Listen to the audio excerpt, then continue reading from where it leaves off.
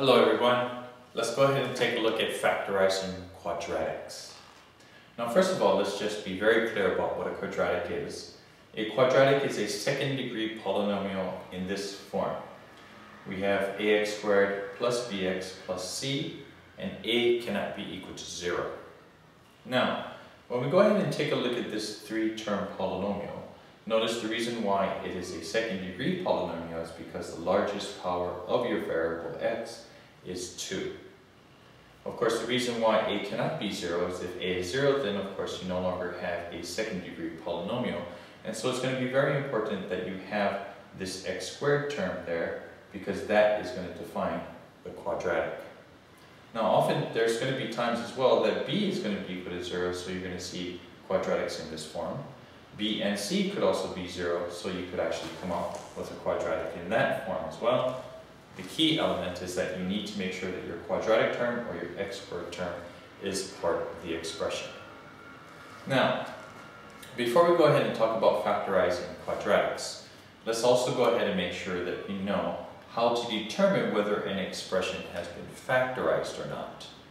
Okay, now let's assume that all variables in an expression were given number values and that expression were evaluated. If, by using the order of operations, the last operation that you do to evaluate the expression is multiplication, then the expression is in factorized form. Okay, let's go ahead and take a look at an example of that so that we're very clear about what we mean by factorized form. Here's an example here. We have x squared minus 4. Now we know that that is actually a special case because that's the difference between the difference of two perfect squares. And I can write it as x minus 2 times by x plus 2.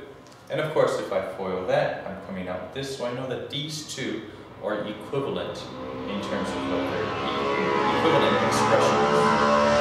Now, the thing is which one of these forms, being that they're equivalent, which one is factorized and which one is not. Now let's go ahead and say, for example, that we let x, which is the only variable that we have there, be equal to 1. If we let x be equal to 1, what is the last operation that we do in order to evaluate the expression? So let's think about this one. If I substitute 1 into x squared, of course by the order of operations I need to do my exponents first. So 1 squared is going to be 1, and then that is 1 minus 4. That's going to come out to negative 3. The last operation that I did is subtraction. Therefore, this expression here is not in factored form. On the other hand, let's go ahead and take a look at this side here. If I let x be equal to 1, of course I'm going to come up with exactly the same solution. But watch what happens. 1 minus 2 is going to be a negative 1. 1 plus 2 is going to be a 3. Negative 1 times by 3 is going to be equal to negative 3. What is the last operation that you performed? The last operation that you performed is multiplication. Therefore, this is in factored form. So we have this equality here of two expressions. The left expression is not in factored form. The right expression is in factored form because the last operation that you do to this particular form here is multiply. Okay, so what we need to do then is we need to go ahead and apply this factorization to quadratics. Now here's the general procedure by which to completely factor quadratics. Okay, first of all, factor out a greatest common factor. If you see a greatest common factor, factor it out so that the factorization of the quadratic is made simpler because the numbers are going to be smaller. Make the quadratic term positive. Okay, make sure that this quadratic term is not this coefficient a is not a negative value. Okay, introduce the two quantity brackets so that we can actually go ahead and come out with a factored form that looks similar to this. Now check by distributing. Once we get a factored form, FOIL, make sure that you're coming out with this particular non-factored form solution to just make sure that your factored form is actually correct. Then after that, what you want to do is you want to see if either one of these two factors can be further factorized. So in this case, can x minus 2 or x plus 2 be further factorized? And the answer is no. Now, let's go ahead and apply these general procedures to factor quadratics to these four examples that we have here.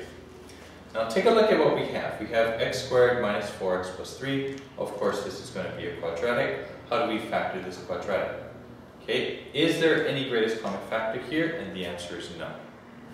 Is the quadratic term positive? Yes, it is, because the value of a, or the coefficient of x squared, is 1.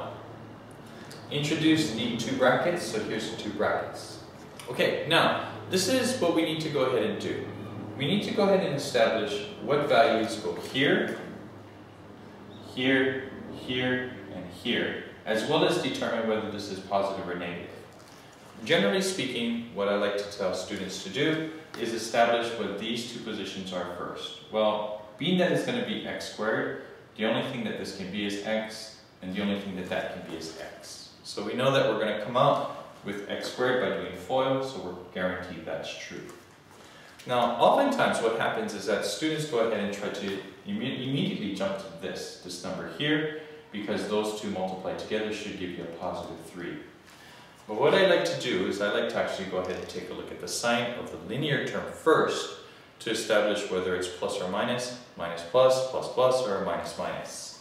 So for example, being that I know that this is a minus sign for the linear term and a positive sign for the last term, then what that means, or the constant term, then what that means then is that both of these signs here have to be negative. Both of those signs there have to be negative because of the fact that when I multiply this last term to this and this value here, I've got to come up with a positive value, but then when I add the inner and the outer, I have to come up with a negative value. And that's the only possible combination of signs that will do that. So what I think now is, okay, if I have 3, what factors of 3 do I have? Well, it's 1 and 3. So if I go ahead and I put the 1 here, and if I go ahead and put the 3 there, then is that correct? Okay, check the solution by distributing. So if I distribute by FOIL, I come up with x squared. I know that this is going to be a positive 3 as well. All I have to do now is check the inner and the outer and add those two to come up with the linear term. And sure enough, I come up with negative 1x minus 3x, and that sure enough is going to be a minus 4x. Okay, let's move on to the next one. Same procedure here. I'm going to go ahead and say, okay, factor out, no greatest common factors, quadratic term is positive, introduce that. Okay, then what I'm going to do is I'm going to take a look, well, it's x squared, so that has to be an x, and that has to be an x. Now notice that my constant term is negative, and my linear term is positive. What that means then is that one of these have to be positive, and one of them have to be minus, negative. Now what two numbers are going to be multiplied to 20, so that when I add those two numbers together, then the difference, because one is subtraction and one is addition, is going to be a positive 1. Now, I could know it's 4 and 5. So if I go ahead and say, for example, that this is 4 and this is 5, is that correct?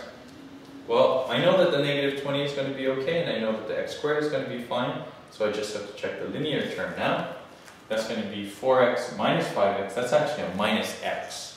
So the only difference now is that this sign is wrong. So what I need to do then is I just need to go ahead and change these signs to make this one a minus and this one a positive, and I got what I need. Okay, and then just checking again, I come up with a positive 5x and a minus 4x, add those two together, and sure enough, I come up with a positive x. Now let's take a look at this one here, C. Again, factor out the greatest common factor. Oh, I got a greatest common factor in this case, and that is going to be 4. So that's going to be 25f squared minus 16. And sure enough, if I go ahead and take a look at this, I should notice that 25f squared is the same thing as 5f quantity squared, so it's a perfect square. 16 is also going to be a perfect square because that's 4 times 4. Okay, so what I come up with then is I come up with this solution here. 5f here, 5f here, this is a plus 4, and this is a minus 4. Okay, so notice again, I come up with a 25f squared. I know that my inner and outer will cancel because the signs are opposite of each other, so that the linear term disappears. And of course I got minus 16. The 4 is out there. I know that I got what I need. Okay, let's take a look at this last one here. X to the 4th minus 1. Okay, no greatest common factors. Quadratic term is positive. Introduce the two brackets there. Now we need to go ahead and take a look at this. This is a perfect square. X to the fourth is actually a perfect square. That's x squared times by x squared. 1 is also a perfect square as well. So I got x squared plus 1 and x squared minus 1. So notice that I know that this is going to be equivalent to this here. Now the next thing is I need to check to see if any of the brackets that I introduced, if any of those particular terms or any of those particular expressions in the quantities can be further factorized. Well, this one can't, because that's not a difference of two perfect squares, whereas this one can. So what I have then is I have x squared plus 1, then I have another two brackets here where this is x plus 1 and this is x minus 1. So notice this one here, I don't have to worry because that's the same. X squared plus 1, x squared minus 1 is the same thing as x plus 1 and x minus 1. So I know what I've got is correct. Okay, so let's go ahead and start from the beginning again and just summarize. Again, factorizing quadratics, make sure that you know what a quadratic is and how it's defined. And make sure that you know how to go ahead and determine whether or not an expression is factorized or not. And once we go ahead and understand that, then we can apply factorization to quadratics using this general procedure to completely factor quadratics, and we should be able to come up with a factorized form. So we'll go ahead and take a look at some of those examples in class, and let's hope that everybody can become very good at factorizing quadratics. See you next time. Bye-bye.